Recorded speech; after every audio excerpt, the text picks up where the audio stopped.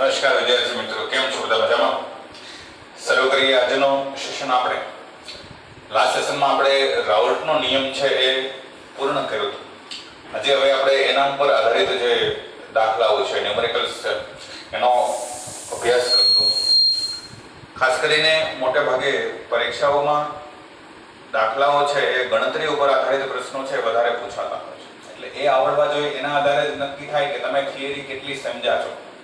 બરાબર.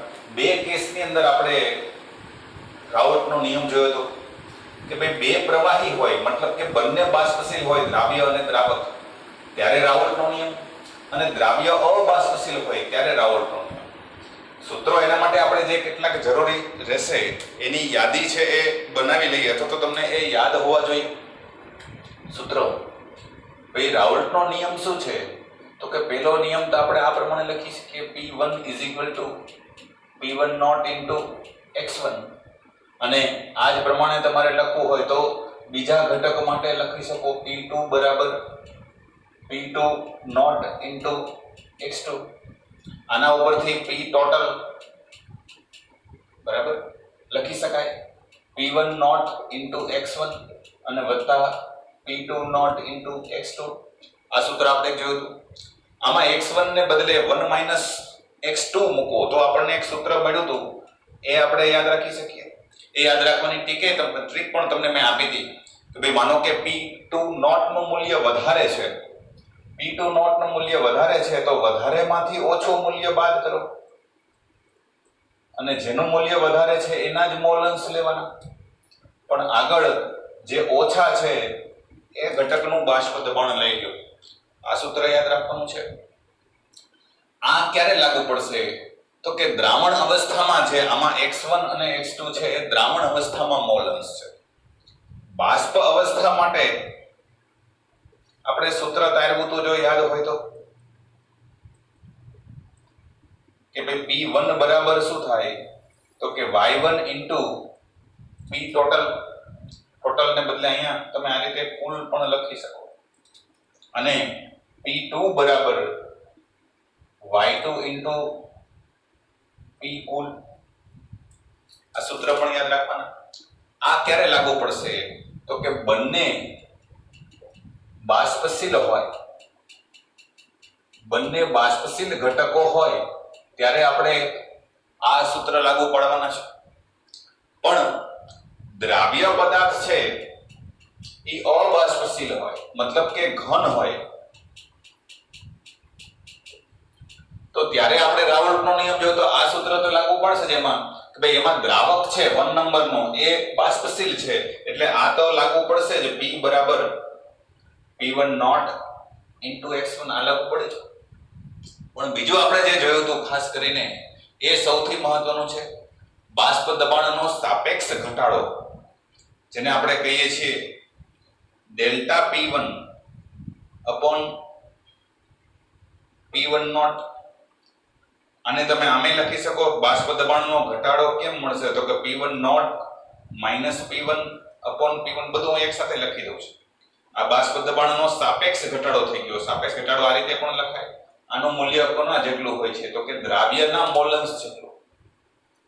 દ્રાવ્યનો મોલંશ તમે આ રીતે પણ દર્શાવી શકો, N2 ના છેદમાં N1 વત્તા N2. આમાં તમે N1 ને અવગણો તો આનું મૂલ્ય થઈ જશે લગભગ N2 ના છેદમાં N1, બરાબર. અને N2 ના છેદમાં N1 ની જગ્યાએ તમે વજન ભાગ્યા આણ્વીય દળના સૂત્ર મૂકો તો W2 ના છેદમાં M2.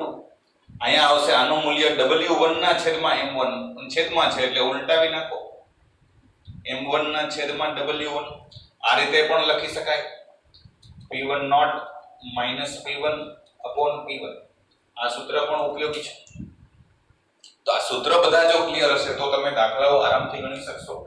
પહેલા આપણે ઉદાહરણની અંદર અને લખાણ સંબંધિત પ્રશ્નો છે એ દાખલાઓ આપણે સોલ્વ કરવાના પ્રયત્ન છે એ કરી. સૌથી પહેલા ઉદાહરણની અંદર તમને આપેલું છે. ખાસ કરીને મહત્વનું આમાં શું રહેશે મિત્રો? ખાસ તો કે આપણે જે સૂત્ર જોઈએ છે એમાં 1 2 સિમ્બોલ આપેલા છે. 1 2 સંકેત વાપરીએ છીએ. દ્રાવક માટે 1 અને દ્રાવ્ય માટે 2. જ્યારે ઉદાહરણો તમે જોશો તો એમાં કોઈ 1 કે 2 નંબર નહીં હોય, એમાં વાસ્તવિક પદાર્થો છે આપેલા હશે, એટલે એ સ્વરૂપમાં આને ફેરવતા તમને આવડવું જોઈએ. થોડુંક સમજશો તો એ આરામથી લખી શકશો. સૂત્રો જો લખવા હોય, યાદી બનાવવી હોય તો લખી લેજો. આગળ આપણે હવે દાખલો સોલ્વ કરવાનો પ્રયત્ન કરીએ. શું કીધું છે આમાં? તો કે 298 કેલ્વિન તાપમાને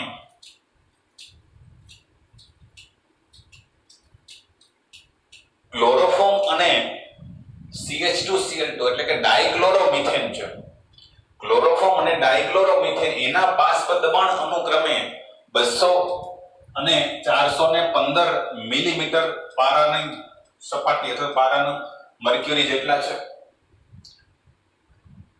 તો તમને એમ કીધું છે કે જો 298 કેલ્વિન તાપમાને 25.5 ગ્રામ અને 40 ગ્રામ ડાયક્લોરોમિથેન એને મિશ્ર કરી અને દ્રાવણ બનાવીએ તો એ દ્રાવણનું બાષ્પ દબાણ કેટલું થાય, અને બાષ્પ કલાની અંદર દરેક ઘટકનો મોલ અંશ છે એ કેટલો થાય. એટલે પરિસ્થિતિ છે એ કંઈક આવા પ્રકારની છે. ભાઈ આપણી પાસે એક પાત્ર છે, એની અંદર શું લીધું છે તો કે 25.5 ગ્રામ ક્લોરોફોર્મ લીધેલો છે અને વત્તા 40 ગ્રામ CH2Cl2 એટલે કે ડાયક્લોરોમિથેન લીધું છે. પાત્રને બંધ કરી દઈએ તો સ્વાભાવિક વસ્તુ છે કે આની ઉપર બંનેનું બાષ્પીભવન થશે. અહીંયા પણ ડાયક્લોરોમિથેન અને ક્લોરોફોર્મ બંનેના અણુઓ હશે, આમાં બે હશે. આપણે બેયને દર્શાવી દઈએ તો તમને એ કીધું છે કે આ બાષ્પ અવસ્થાની અંદર એનું બાષ્પ દબાણ કેટલું થાય આ દ્રાવણનું. તમને એના માટે શું આપ્યું છે તો કે શુદ્ધ ઘટકના બાષ્પ દબાણ આપેલા છે. જો અહીંયાથી જુઓ તો આ શું આપેલું છે તો કે ક્લોરોફોર્મ અને ડાયક્લોરોમિથેનના બાષ્પ દબાણ. એટલે એ આપણા માટે શું છે, અહીંયા તમે યાદી બનાવી હોય તો બનાવી શકો. તો ભાઈ P0 CHCl3 એનું મૂલ્ય છે 200 મિલીમીટર મર્ક્યુરી જેટલું અને P0 CH2Cl2 415 મિલીમીટર જેટલું દબાણ દર્શાવે છે. આ શુદ્ધ ઘટકના બાષ્પ દબાણ છે. હવે તમે મિશ્ર કર્યા છે, એના વજન આપેલા છે, તો વજન ઉપરથી મોલ અને મોલ ઉપરથી તમે મોલ અંશ શોધી શકો. તો આપણે સૌથી પહેલા મોલ શોધવા હોય તો આનું આણ્વીય દળ ખબર હોવી જોઈએ.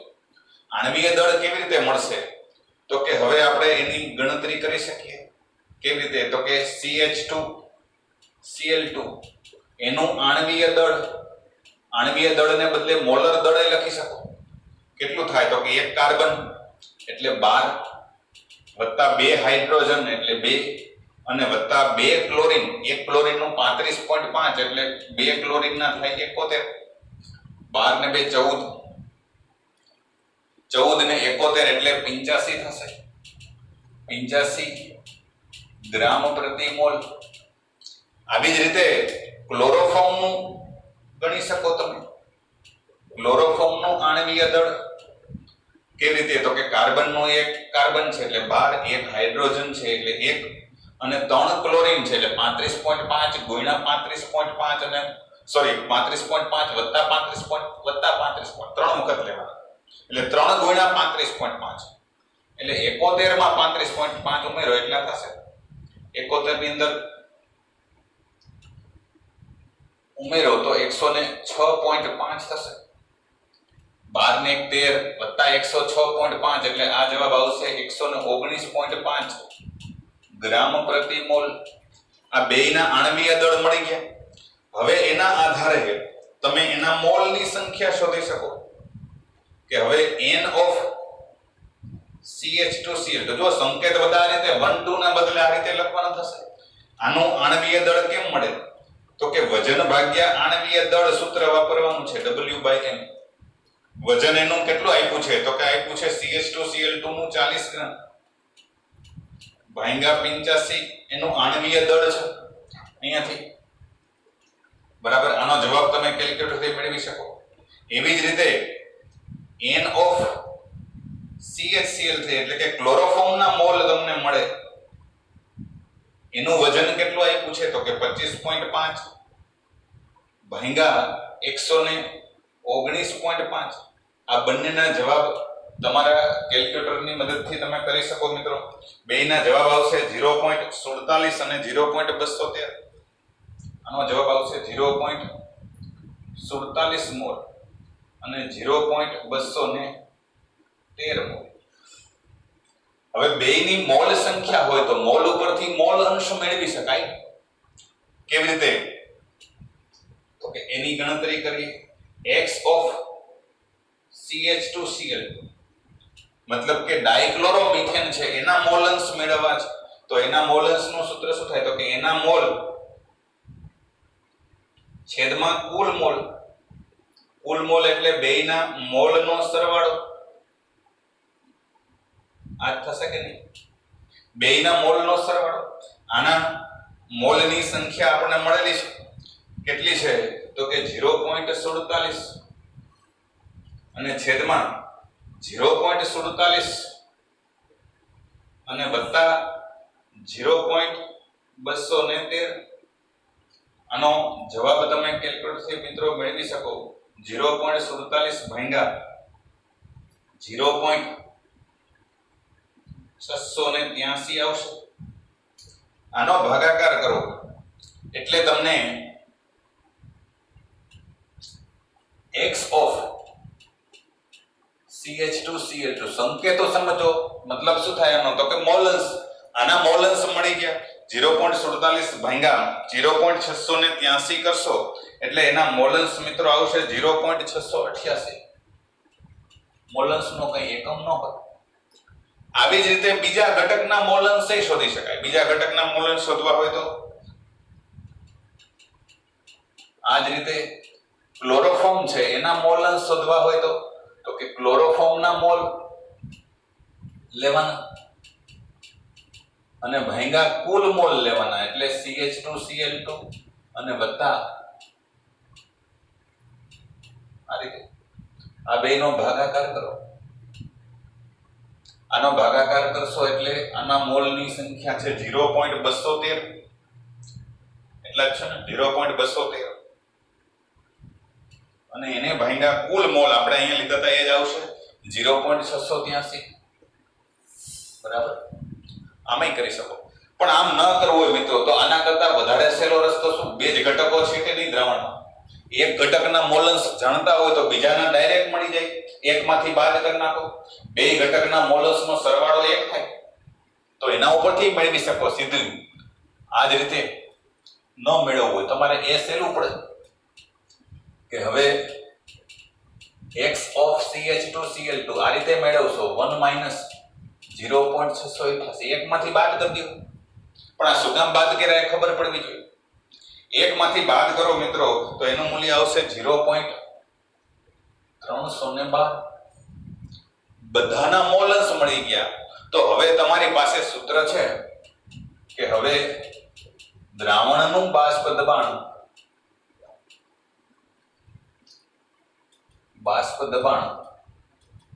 દ્રાવણનું એટલે કુલ બાષ્પ દબાણ શોધવાનું છે ને આપણે. તો કુલ બાષ્પ દબાણ શોધવા માટેનું સૂત્ર છે P કુલ બરાબર વધારે બાષ્પ દબાણ કોનું છે? વધારે આપણે અહીંથી જુઓ બરાબર તો ડાયક્લોરોમિથેનનું છે. તો ડાયક્લોરોમિથેનનું છે એટલે આપણે અહીંયા ઓછાનું રાખીએ છીએ.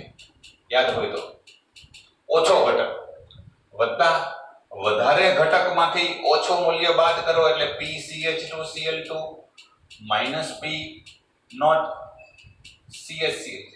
વધારેમાંથી ઓછો બાદ કરો અને વધારે લીધા છે એના જ મોલન્સ લેવાના. x2 અહીંયા લઈએ છીએ. x2 એટલે CH2Cl2. ખ્યાલ આવશે? આમાં હવે કિંમત મૂકી દો. P નોટ CHCl3 નું મૂલ્ય કેટલું આપ્યું છે? ક્લોરોફોર્મનું બાષ્પ દબાણ 200 અહીંયા આપેલું છે. બરાબર, આપણે લખેલું છે. અહીંયા આગળ તો કે વધારે મૂલ્ય 415 માંથી 200 બાદ કરો અને ડાયક્લોરોમિથેનના મોલન્સ આપણે અહીંયા મેળવેલા છે 0.688. સાદુરૂપ આપવાનું છે, બહુ સરળ છે. 415 માંથી 200 બાદ કરો એટલે 215 ગુણ્યા 6.688. આ બેનો ગુણાકાર કરી અને એમાં 200 ઉમેરી દો. આ બેનો ગુણાકાર કરશો એટલે આવશે 147.9 અને એમાં ઉમેરી દો એટલે 347.9 મિલીમીટર મર્ક્યુરી જેટલું આપણને કુલ બાષ્પ દબાણ મળશે. આ એક જવાબ છે એ તમારો મળી. આ એક જવાબ. પણ મિત્રો હજી દાખલો પૂરો થયો. બીજું અહીંયા ગણવાનું હતું કે બાષ્પ કલામાં મોલન્સ શોધવાનું છે. બાષ્પ કલામાં એટલે તમારે પહેલું સૂત્ર યાદ હોય તો P1 બરાબર Y1 into P total બરાબર અને P2 બરાબર Y2 into P total. તો હવે P total એટલે કે કુલ બાષ્પ દબાણ તો છે તમારી પાસે. તમારે બાષ્પ કલામાં મોલન્સ એટલે Y1 અને Y2 આ ગોતવાના છે. આ છે અહીંયા લીધો છે એ જ લેવાનું છે. આ શોધવાના છે તો આ હોવું જોઈએ. આ કેવી રીતે મળે તો કે બીજો એક સૂત્ર યાદ કરો. આપણે જોયું હતું P1 બરાબર P1 નોટ ઇન્ટુ x1 લખી શકાય કે નહીં. અહીંયા P1 નોટ એટલે આ છે જ. x1 x2 આ આપણે મેળવેલા છે.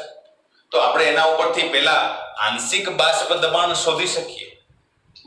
કેવી રીતે તો કે PCH2Cl2 કહેવાય એને આંશિક બાષ્પ દબાણ. આ જે કુલ બાષ્પ દબાણ છે એમાં માત્ર ડાયક્લોરોમિથેનનું બાષ્પ દબાણ કેટલું તો કે એ થાય કેટલું P નોટ CH2Cl2 એને ગુણ્યા X CH2Cl2 આના જેટલું થાય કે નહીં.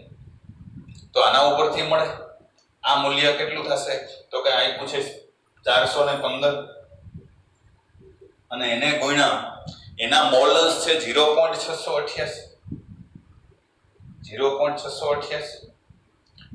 એવી જ રીતે PCHCl3 નું મૂલ્ય મળે P નોટ CHCl3 ગુણ્યા X CHC. આ બેનો ગુણાકાર કરો. આનું મૂલ્ય આપ્યું છે 200 અને એને ગુણ્યા એના મોલન્સ આપણે મેળવ્યા છે 0.312 બરાબર. આ બેના ગુણાકાર મિત્રો તમે કેલ્ક્યુલેટરથી કરી શકો. 415 ગુણ્યા 0.688. આનો જવાબ આવશે 285.5 અને 200 ગુણ્યા 312 કરશો એટલે એનો જવાબ આવશે 62.4 મિલીમીટર બરાબર. આ બેનો સરવાળો કરો તો પાછા આના જેટલા આવી જશે. યાદ કરો આ બેનો સરવાળો કરો 5 ને 4 9 285 માં 62 ઉમેરો એટલે 347. એટલે કુલ બાષ્પ દબાણ આટલું છે 347.9. એમાં આ દરેકના વ્યક્તિગત બાષ્પ દબાણ છે એ બેના તમને આપણે અહીંયા ગણ્યા. આનું ગણ્યું આપણે 62.4 અને ઓલાનું ગણ્યું આપણે 285.5 બરાબર. આ બેના વ્યક્તિગત બાષ્પ દબાણ અને કુલ બાષ્પ દબાણ આપણને 347.9 મળ્યું.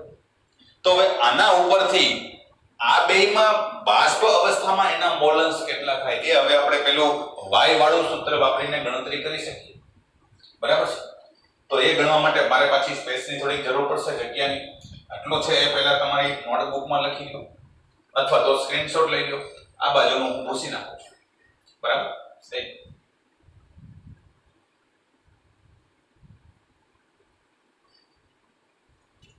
હવે સિમ્પલ છે. આપણે y વાળા સૂત્રનો ઉપયોગ કરવાનો છે બાષ્પ અવસ્થા માટે. એટલે આપણે સૂત્ર કયું વાપરશું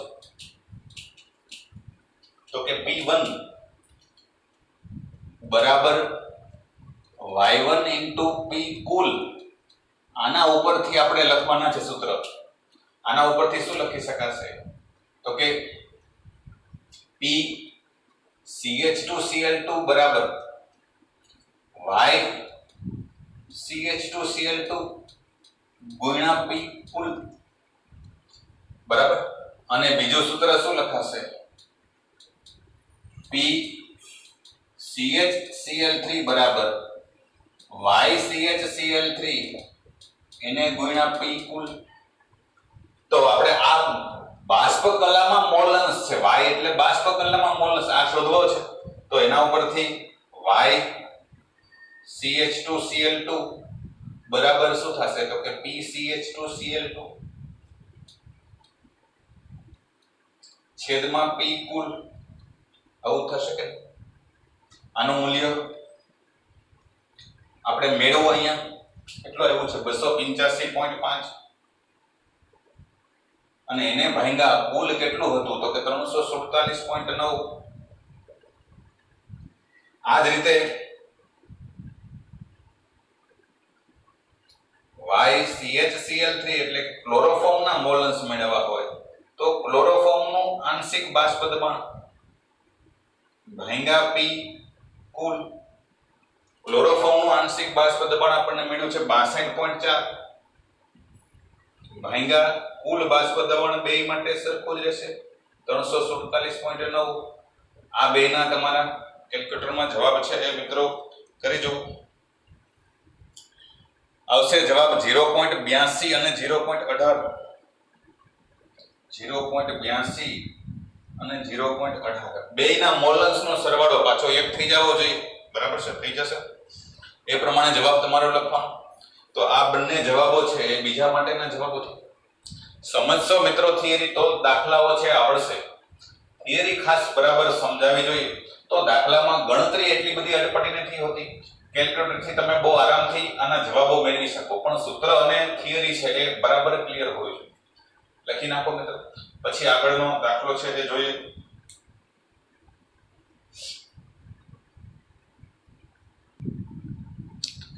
ચાલો આગળનો દાખલો છે એ જોઈએ મિત્રો. લખાણ સંબંધિત પ્રશ્નમાં 8મા નંબરનો છે 2.8. લખાણ સંબંધિત પ્રશ્નમાં છે આના જેવો છે કે ભાઈ આમાં શું છે તો કે બે ઘટકો આપણે મિશ્ર કર્યા છે A + B, બરાબર. તો તમારે એ બંનેના પ્રવાહી મિશ્રણનું સંઘટન શોધવાનું છે અને બાષ્પ કલાનું સંઘટન એટલે મોલન્સ શોધવાના. સંઘટનનો મતલબ શું થશે તો કે મોલન્સ. અહીંયા એ અર્થમાં લેશું આપણે. મોલન્સ શોધવાના છે બે અવસ્થાની. અહીંયા બાષ્પ અવસ્થામાં બંને ઘટકો હશે. આપણે બંને લખી શકીએ. આની અંદર A પણ છે અને B પણ છે. તો બે અવસ્થામાં A પણ હશે અને B પણ હશે. આ બાષ્પ અવસ્થામાં, તો બાષ્પ અવસ્થામાં મોલન્સ કેટલા અને પ્રવાહી અવસ્થા મિશ્રણ જે છે એમાં મોલન્સ કેટલા, બેયમાં મોલન્સ શોધવાના છે. આપેલું છે શું તમને એ જુઓ. તો આપ્યું છે 350 કેલ્વિન તાપમાને શુદ્ધ પ્રવાહી એ B ના બાષ્પ દબાણ.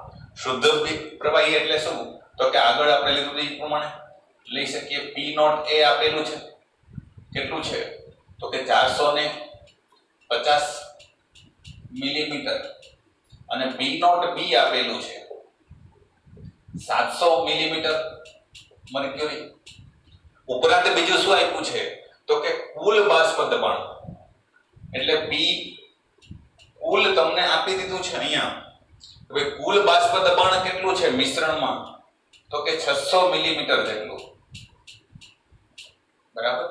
તો તમારે હવે શું શોધવાનું છે તો કે તમારે શોધવાનું છે XA બરાબર કેટલા, XB બરાબર કેટલા, YA બરાબર કેટલા અને YB બરાબર કેટલા.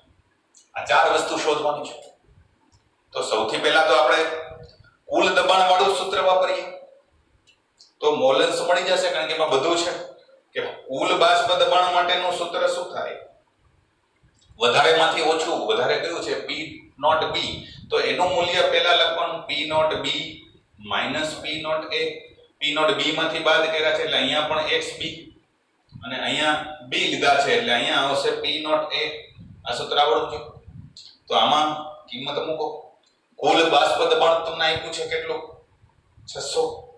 P0 A નું મૂલ્ય પણ છે 450 પી નોટ બી નું મૂલ્ય 700 માંથી 450 બાદ કરવાનું. એક્સ બી તમે નથી જાણતા, એ તમારે શોધવું છે. તો હવે આનું સાદરૂપ આપો મિત્રો, આરામથી મળી જશે બહુ સરળતાથી. સાદા સરવાળા બાદબાકી 700 માંથી 450 બાદ કરો એટલે 250 xb આવશે. 450 ને આ બાજુ આવવા દો તો 600 માઈનસ 450 બરાબર 250 xb થશે. અને 600 માંથી 450 બાદ કરો એટલે અહીંયા વધશે 250. 600 માંથી 1 મિનિટ, અહીંયા સોરી 700 આપણે લેવા પડશે.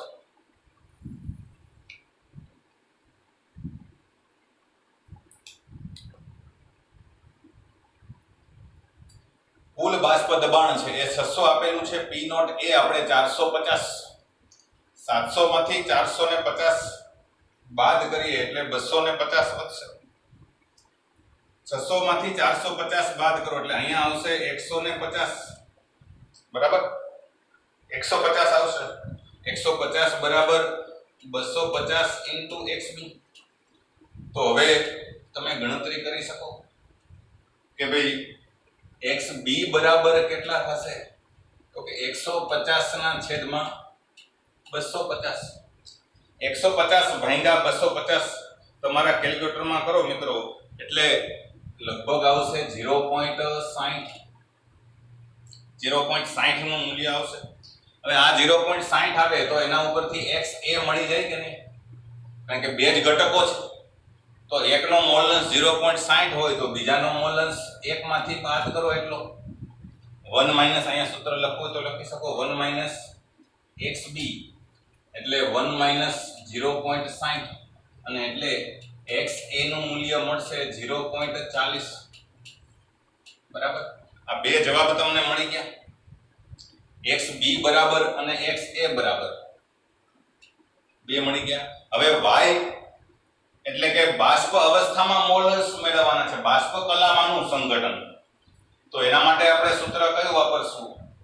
તો કે આપણી પાસે સૂત્ર છે Pa બરાબર Ya ઇન્ટુ P કુલ બરાબર. આ સૂત્ર છે કે નહીં? તો Ya શોધવા હોય તો તમારી પાસે આ બે હોવા જોઈએ. કુલ બાષ્પ દબાણ તો છે તમારી પાસે પણ આંશિક બાષ્પ દબાણ નથી એટલે આ આપણે પહેલા મેળવવા મળશે. તો એ મેળવી લઈએ કે ભાઈ હવે Pa બરાબર એનું સૂત્ર શું છે? તો કે P not A into XA. P not A into XA. P not A નું મૂલ્ય કેટલું હોય છે? તો આપ્યું છે અહીંયા જો 450 ગુણ્યા XA નું મૂલ્ય આપણે જોયું 0.40 બરાબર. અને આ જ રીતે PB બરાબર મેળવી શકો P not B into XB. આ તો રાઉલ્ટના નિયમનું સૂત્ર છે ને મિત્રો, આ તો ખ્યાલ હોવો જોઈએ. રાઉલ્ટનો નિયમ છે P1 બરાબર P not A into XA એ સૂત્ર. આનું મૂલ્ય આપ્યું છે 700 તો 700 ગુણ્યા 0.60 આનો જવાબ છે એ તમારા કેલ્ક્યુલેટરની અંદર મેળવી શકો 0.40 ગુણ્યા 450 એટલે એનું મૂલ્ય આવશે 180 મિલીમીટર મર્ક્યુરી જેટલું. અને 700 ગુણ્યા 0.60 એટલે આવશે 420. બેયનો સરવાળો કરો 180 વત્તા 420 એટલે કુલ બાષ્પ દબાણ 600 આવી જશે. આવી ગયું બરાબર છે, મતલબ આપણે સાચા રસ્તે છે. તો હવે આપણે Pa બરાબર સૂત્ર લખી શકીએ Ya ઇન્ટુ P કુલ બરાબર અને Pb બરાબર Yb ઇન્ટુ P કુલ. આના ઉપરથી તમે સીધા સૂત્ર લખી શકો કે Ya બરાબર શું થશે? તો કે Pa ના છેદમાં P કુલ.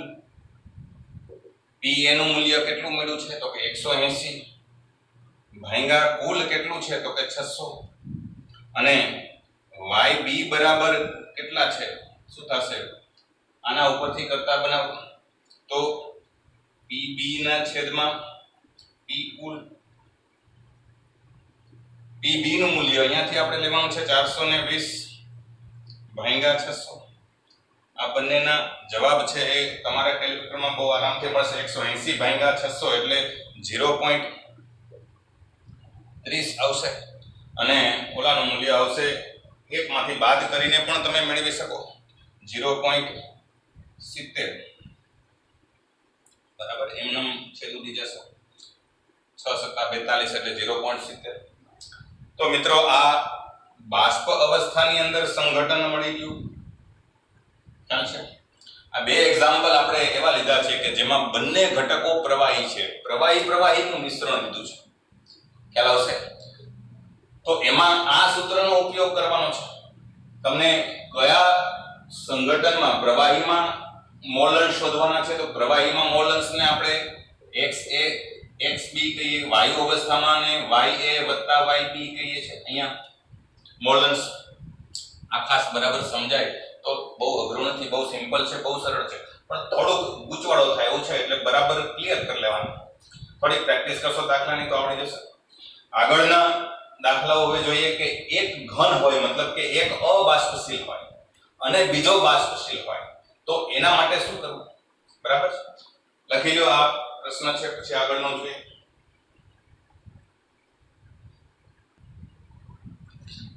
આગળનો દાખલો છે મિત્રો હવે જોઈએ બરાબર રકમ તમને આ પ્રમાણે આપેલી છે કે અમુક તાપમાને શુદ્ધ બેન્ઝીનનું બાષ્પ દબાણ 0.850 બાર છે બેન્ઝીન પ્રવાહી છે પણ હવે એમાં એક અબાષ્પશીલ અવિદ્યુત વિભાજ્ય ઘનના 0.5 ગ્રામ વજનના પદાર્થને 39 ગ્રામ બેન્ઝીનમાં ઉમેરવામાં આવ્યો છે મતલબ કે અહીંયા શું છે તો કે દ્રાવક તરીકે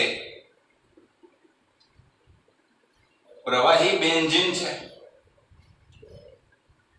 સમજો બરાબર અને દ્રાવ્ય પદાર્થ તરીકે અજ્ઞાત ઘન પદાર્થ છે કયો છે એ નથી અજ્ઞાત ઘન છે તો શું થાય છે તો કે દ્રાવણ બનાવીએ છીએ ત્યારે દ્રાવણનું બાષ્પ દબાણ 0.845 બાર મળે છે શુદ્ધ બેન્ઝીનનું બાષ્પ દબાણ છે એ 0.850 હતું તો શુદ્ધ દ્રાવકમાં આપણે દ્રાવ્ય પદાર્થ ઉમેરીએ ત્યારે આપણે જોયું તો ભાઈ દ્રાવણ બનાવો એટલે બાષ્પ દબાણ ઘટે બાષ્પ દબાણમાં ઘટાડો થાય કારણ કે દ્રાવ્ય પદાર્થ છે આ કેવો છે તો કે અબાષ્પશીલ છે આ અબાષ્પશીલ છે અને આ બાષ્પશીલ છે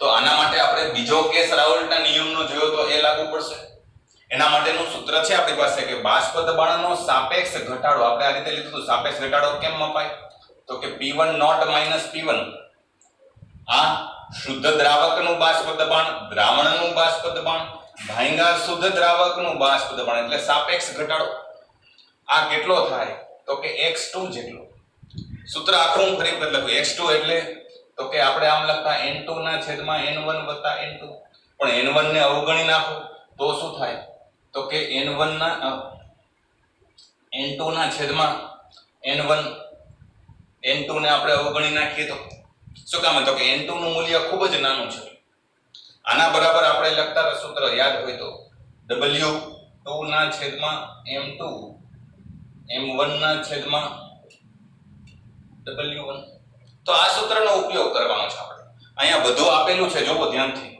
તમે લિસ્ટ બનાવશો તો ખ્યાલ આવી જશે કે અહીંયા શું શું આપેલું છે આ સંકેત પ્રમાણે જ લખીએ તો અહીંયા તમને આપેલું છે શુદ્ધ બેન્ઝીનનું બાષ્પ દબાણ એટલે શુદ્ધ દ્રાવક એનું બાષ્પ દબાણ છે 0.850 બાર પછી દ્રાવણ બનાવ્યું તો બાષ્પ દબાણ 0.845 બાર થઈ દ્રાવણનું એટલે P1 નોટ ને આપણે શુદ્ધ દ્રાવકનું કહીએ તો આ દ્રાવણનું બાષ્પ દબાણ બે મળી ગયા હવે તો કે બીજું શું આપ્યું છે તો કે દ્રાવ્ય દ્રાવકના વજન આપ્યા છે દ્રાવ્યનું વજન આપણે દ્રાવક માટે 1 સંકેત લઈએ છીએ દ્રાવક માટે દ્રાવક કેટલો છે તો કે 39 ગ્રામ અને દ્રાવ્ય માટે 2 લઈએ છીએ તો દ્રાવ્યનું વજન કેટલું છે 0.5 બરાબર હવે બેયના આણ્વીય દળમાંથી એકનું આણ્વીય દળ તો ખબર છે ને, બેન્ઝીન લઈએ તો બેન્ઝીનનું આણ્વીય દળ W1 એટલે શું થાય? બેન્ઝીનનું મોલર દળ, અહીંયા મોલર દળ શબ્દ વાપરો છે તો એ વાપરો. W1 એટલે બેન્ઝીન, બેન્ઝીનનું મોલર દળ તો આપણને ખબર છે 78 છે ગ્રામ પ્રતિ મોલ. અને તમારે સોરી અહીંયા M1, અહીંયા હવે M2 તમારે તો કે શોધવાનું છે. અજ્ઞાત પદાર્થનું અહીંયા લખવું તો લખી શકો, અજ્ઞાત ઘનનું મોલર દળ આ તમારે શોધવાનું છે. તો સિમ્પલ તમારી પાસે સૂત્ર છે જ, આ સૂત્રમાં હવે બધી કિંમત મૂકી દો મિત્રો, આરામથી જવાબ આવી જશે. સીધો તમે ગણતરી કરશો તો સીધું સૂત્ર તમે મૂકી શકો. કયું સૂત્ર? તો કે P1 નોટ માઈનસ P1 ના છેદમાં P1 નોટ બરાબર શું હતું? તો કે W2 ના છેદમાં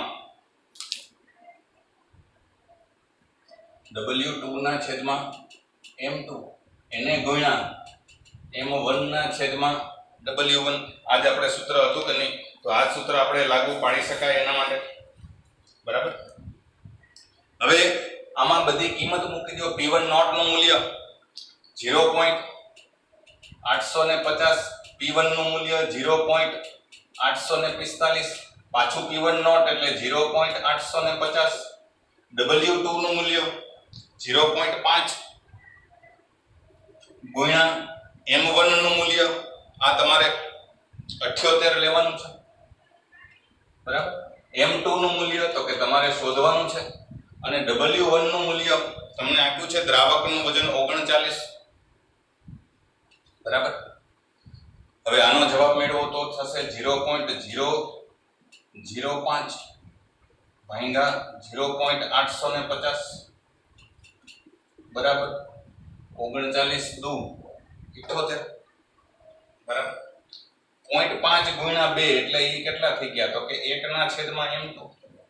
એટલે હવે M2 બરાબર કેટલા મળ્યા? સાદુરૂપ આપો આનું તો 0.850 ભાગ્યા 0.005. જવાબ મિત્રો આનો તમે મેળવી શકો. પોઈન્ટ ના આંકડા એક જ સરખા છે એટલે કાઢી નાખો તો હાલે. 850 ભાગ્યા 5 થયા એટલે 17.85. M2 નું મૂલ્ય તમને મળી જશે 170 એકમ. એનો આવશે ગ્રામ પ્રતિ મોલ, મોલર દળ છે. મિત્રો આ સંખ્યાત્મક ગુણધર્મનો ઉપયોગ કરી આ બાષ્પ દબાણનો સાપેક્ષ ઘટાડો એ સંખ્યાત્મક ગુણધર્મ છે, એનો ઉપયોગ કરી અને તમે પ્રયોગ દ્વારા શુદ્ધ દ્રાવકનું બાષ્પ દબાણ અને દ્રાવણનું બાષ્પ દબાણ એ પ્રયોગ દ્વારા માપી લો તો એના દ્વારા તમે અજ્ઞાત પદાર્થ જે તમે જાણતા જ નથી, ઓળખતા જ નથી, એવા અજ્ઞાત પદાર્થનું આણ્વીય દળ મેળવી શકો આ રીતે, બરાબર છે. બીજા સંખ્યાત્મક ગુણધર્મોમાં પણ આવશે આ પ્રકારના દાખલા. બહુ સિમ્પલ છે, સરળ છે, લગભગ મોટા ભાગના વિદ્યાર્થીઓને સમજાઈ ગયો છે. લખી લ્યો. આના પછીનો દાખલો છે એ જોઈએ. લખાણ સંબંધિત પ્રશ્નમાં એક આપેલો છે.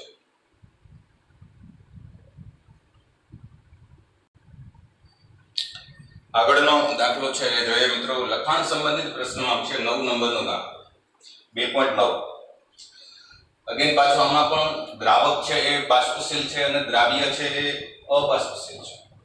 298 કેલ્વિન તાપમાને શુદ્ધ પાણી, એટલે અહીંયા દ્રાવક તરીકે પાણી છે.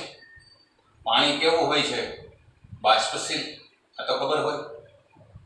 એનું બાષ્પ દબાણ તમને આપેલું છે 23.8, બરાબર. શુદ્ધ પાણીનું બાષ્પ દબાણ એટલે આપણે કહી શકીએ કે ભાઈ એ શું છે? તો કે P1 નોટ છે, એનું મૂલ્ય આપ્યું છે 23.8 મિલીમીટર, બરાબર. હવે તમને એમ કીધું છે કે જો 50 ગ્રામ યુરિયા અને 850 ગ્રામ પાણી મિશ્ર કરીને દ્રાવણ બનાવો. 50 ગ્રામ યુરિયા અને 850 ગ્રામ પાણીમાં ઓગાળો. એટલે અહીંયા દ્રાવ્ય શું છે? બરાબર. દ્રાવ્ય તરીકે યુરિયા છે, ઘન પદાર્થ. ઘન પદાર્થને આપણે કેવા લઈએ છીએ? તો કે અબાષ્પશીલ, એટલે બીજો કેસ લાગુ પડશે. એ ખબર પડી ગઈ. પહેલો કેસ નહીં, બીજો કેસ. તો અહીંયા આગળ હવે તમને કીધું છે શું કે દ્રાવણ માટે પાણીનું બાષ્પ દબાણ શોધવાનું છે. દ્રાવણ માટે એટલે તમારે શું શોધવાનું છે તો કે P1 શોધવાના છે. બરાબર. ઉપરાંત શું ગોતવાનું કીધું છે તો કે સાપેક્ષ ઘટાડો શોધવાનો છે. સાપેક્ષ ઘટાડો આપણે કેવી રીતે લખીએ છીએ? બાષ્પ દબાણનો સાપેક્ષ ઘટાડો આ ખબર પડવી જોઈએ. બરાબર. સાપેક્ષ ઘટાડો કેમ લખાય છે તો કે P1 નોટ શુદ્ધ દ્રાવકનું બાષ્પ દબાણ છે. એમાંથી દ્રાવણ બનાવશું એટલે બાષ્પ દબાણ ઘટશે, એટલે P1 નોટ માઈનસ P1 એટલે આ ઘટાડો થયો. અને ઘટાડો કેટલામાંથી થયો છે? P1 નોટ માંથી. તો આ જે રાશિ મળશે આને કહીશું આપણે બાષ્પ દબાણનો સાપેક્ષ ઘટાડો. આનું મૂલ્ય પણ મેળવવાનું છે. એ સિવાય બેયના તમને વજન આપેલા છે. હવે દ્રાવક માટે આપણે હંમેશા 1 નંબર લઈએ છીએ અને દ્રાવ્ય માટે 2 નંબર લઈએ છીએ. એટલે આપણે W1 બરાબર લખી શકાય. W1 એટલે દ્રાવકનું વજન કેટલું છે? 850 ગ્રામ. અને દ્રાવકનું આણ્વીય દળ એટલે M1 પાણીનું આણ્વીય દળ કેટલું લેવાનું હોય? 18 ગ્રામ પ્રતિ મોલ. આ સંકેતો ખાસ સમજો. 1 નંબર એટલે દ્રાવક. દ્રાવક કોણ છે તો કે પાણી. પાણીનું વજન તમને આપ્યું છે 850 ગ્રામ. પાણીનું આણ્વીય દળ ગણતા આવડે ને 18 થશે. એવી જ રીતે W2 એટલે યુરિયા. યુરિયાનું વજન આપ્યું છે કેટલું? 50 ગ્રામ. બરાબર. અને એનું આણ્વીય દળ, યુરિયાનું આણ્વીય દળ ખબર હોવી જોઈએ. યાદ રાખજો મિત્રો, યુરિયાનું સૂત્ર થાય NH2CONH2. રકમમાં આપ્યું છે પણ મેં નથી લીધું. એટલે 2 નાઇટ્રોજન એટલે 14 દુ 28, 4 હાઇડ્રોજન છે એટલે +4, 1 કાર્બન ના 12 અને 1 ઓક્સિજન ના 16. ગણતરી કરશો 28 ને 4 32, 32 ને આ થશે 28 એટલે 60 થશે. 60 ગ્રામ પ્રતિ મોલ. યાદ હોવું જોઈએ. આ તો યાદ રાખી જ લેવાનું છે. યુરિયાનું 60, ગ્લુકોઝનું 180 અને ખાંડનું 342. આ યાદ રાખજો. બરાબર. તો હવે તમારી પાસે સૂત્ર છે, તમે આરામથી ગણી શકશો મિત્રો. રાઉલ્ટના નિયમ મુજબ તમે સૂત્ર લખી શકો કે ભાઈ હવે રાઉલ્ટના નિયમો મુજબ બાષ્પ દબાણનો ઘટાડો સૌથી પહેલા સાપેક્ષ ઘટાડો પહેલા મેળવી લઈએ આપણે કે ભાઈ દ્રાવણના બાષ્પ દબાણમાં થતો સાપેક્ષ ઘટાડો. સાપેક્ષ ઘટાડો આપણે શેના વડે દર્શાવીએ છીએ તો કે P1 not minus P1 upon P1 not. આના બરાબર શું થશે? સાપેક્ષ ઘટાડો બરાબર તો કે આપણે લખીએ છીએ W2 ના છેદમાં M2, M1 ના છેદમાં W1. એટલે બાષ્પ દબાણનો સાપેક્ષ ઘટાડો સીધો આનો જવાબ તમે મેળવી શકો. W2 નું મૂલ્ય આપ્યું છે 50, એને ભાંગ્યા એનું આણ્વીય દળ 60, M1 નું મૂલ્ય છે 18 અને W1 નું મૂલ્ય આપ્યું છે 850. એટલે 50 ગુણ્યા 18 અને ભાંગ્યા 60 ગુણ્યા 850. આનો જવાબ કેલ્ક્યુલેટર તમે મેળવી શકો. મીંડા ઉડાડીને ગણતરી કરી શકો. બરાબર. 6 એકુ 6 અને 6 તેરી 18 એમ છે ઉડી જાય. બરાબર. 5 તેરી 15 ભાંગ્યા 85 એટલે જવાબ આવશે એનો 0.017 જવાબ આવશે. બરાબર. સાપેક્ષ ઘટાડો છે મિલીમીટર માં દબાણ આપેલા છે એટલે આપણે એ જ એકમમાં લખશું. બરાબર. એટલે બાષ્પ દબાણનો સાપેક્ષ ઘટાડો આપણને મળી ગયો. આ પહેલો જવાબ સાપેક્ષ ઘટાડો. પણ હવે તમને તો કે દ્રાવણનું બાષ્પ દબાણ શોધવું હોય, દ્રાવણનું બાષ્પ દબાણ એટલે P1 એ મેળવવું હોય તો કે આમાં હવે કિંમત મૂકી દો. સાપેક્ષ ઘટાડો છે એનો મતલબ કે P1 not minus P1 upon P1 not. આને સાપેક્ષ ઘટાડો કહેવાય. આનું મૂલ્ય છે 0.017. ફરી વખત આની ગણતરી કરવાની જરૂર નથી. આનો જવાબ તો આવી ગયો. આમાં હવે કિંમત મૂકો. P1 નોટ નું મૂલ્ય છે કેટલું?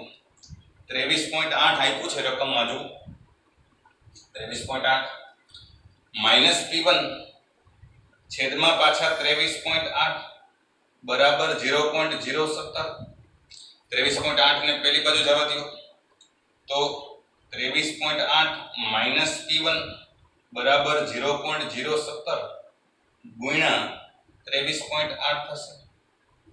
આ બેનો ગુણાકાર કરી નાખો તો 23.8 ગુણ્યા 0.017 એટલે લગભગ જવાબ એનો આવશે 0.4046 0.4046.